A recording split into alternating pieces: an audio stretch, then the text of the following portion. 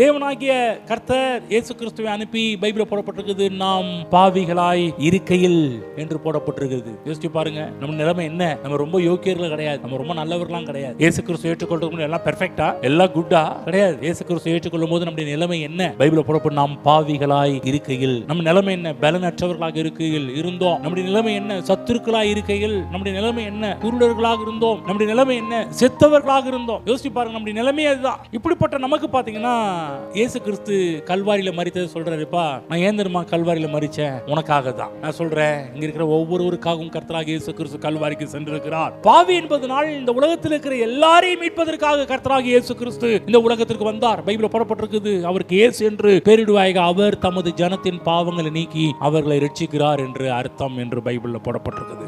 அவர்களுக்கு கிறிஸ்துவை காண்பிக்க வேண்டும், கிறிஸ்துடைய அன்பு. நான் சொல்றேன், இன்றைக்கு மக்களை மீட்பது என்ன? கிறிஸ்துடைய நியாய தீர்ப்பு என்பதை விட கிறிஸ்துடைய அன்பு.